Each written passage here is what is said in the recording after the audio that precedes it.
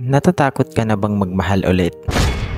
Napapagod ka na at nagsasawa kasi sa kakasubok mo, palagi na lang nauuwi sa sakit at pagkabigo.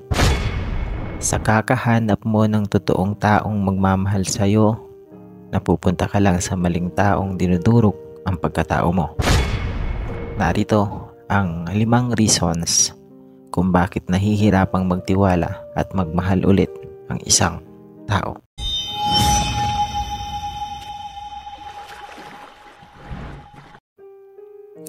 Number 1. Ilang beses na siyang niloko.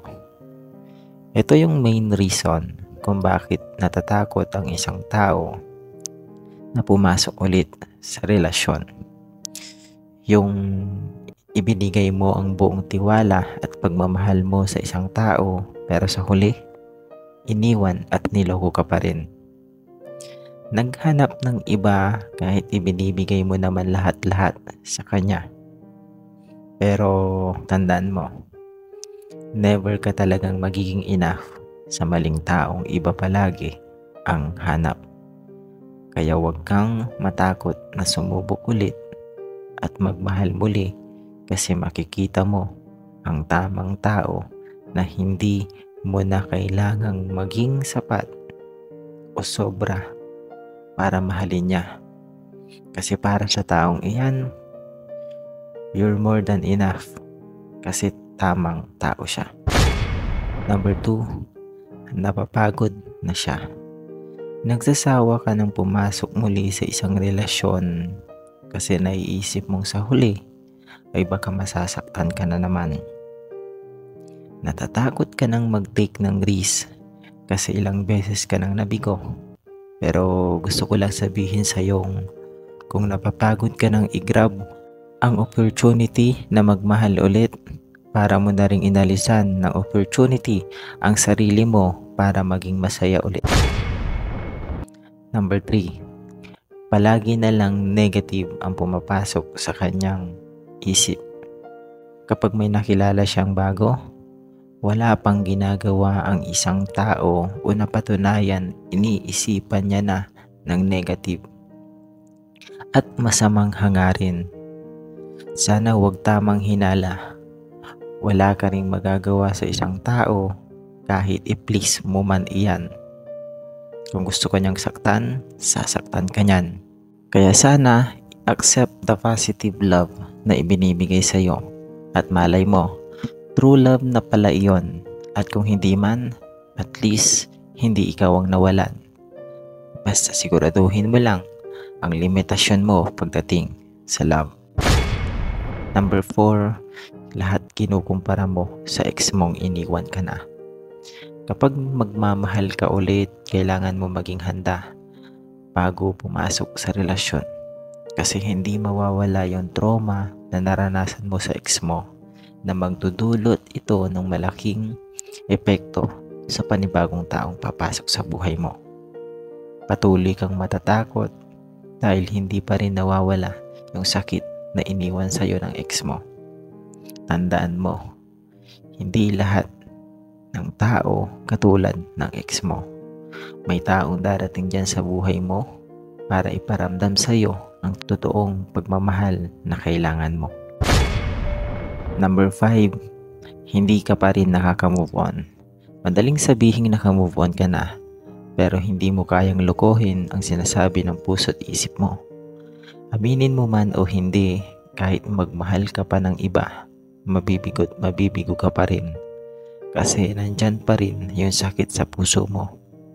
Hindi mo naibigay ang buong tiwala na dapat ibinibigay mo sa panibagong tao sa buhay mo dahil hindi mo pa kayang magpatawad. Iyan yung 5 reason kung bakit natatakot ang isang taong magmahal ulit o magtiwala para pumasok sa isang relasyon. Alam kong may sarili ka ring reason, pero isa lang masasabi ko. Walang relasyong nagtatagumpay kung walang tiwalang ibinibigay. Kaya kung hindi mo kayang ibigay ang buong tiwala mo sa isang tao, hindi ka pa handang magmahal ulit ng isang panibagong tao. Tandaan mo yan. God bless. Walang relasyong nagtatagumpay kung walang tiwalang ibinibigay. Walang perpektong relasyon, kaya dapat hanapin mo ang seryosong relasyon.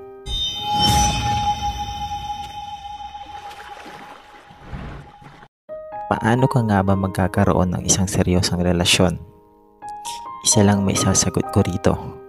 Kailangan mo lang ng mahabang pasensya at handa kang magpatawad ng paulit-ulit sa taong mahal mo. Alam mo kung bakit? Uulitin ko, walang perpektong tao sa mundo. Iyang partner mo o ikaw mismo, hindi mo maiiwasang magkamali. Sa buong pagsasama ninyo, hindi lang iisa ang magagawa mong pagkakamaling kasalanan. Sa relasyon, hindi mo maiiwasan ang away at problema. Kaya dapat maging handa ka sa magiging resulta nito. Tanggalin na natin sa isip natin yung sana masaya na lang palagi. Dahil walang mangyayari at hindi tatatag ang relasyon kung puro saya lang. Darating kayo sa point na magkakaroon ng hindi pagkakaintindihan. Maliit na away, may hihingi ng tawad, may magsusorry, kaya kung ayaw mong mawala siya at mahal mo ang partner mo, patawarin mo siya anumang kasalanang nagawa niya.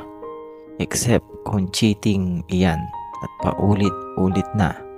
Kasi kung ibang kasalanan iyan at magsusorry siya, meaning hindi niya sinasadyang gawin ito, kaya siya humihingi ng tawad sa iyo.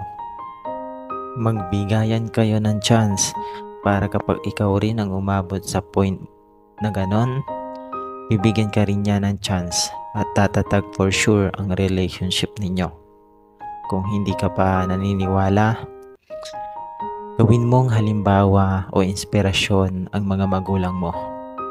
Palaging nag-aaway, bihira mag-date at lambingan pero still sila pa rin nagbunga at ikaw yon. Hanggang dulo sila pa rin handa nilang patawarin ang isa't isa kasi nagmamahalan sila. Kaya kung gusto mo ng seryosong relasyon kagaya ng parents mo, magpatawad ka. Tandaan mo yan. God bless.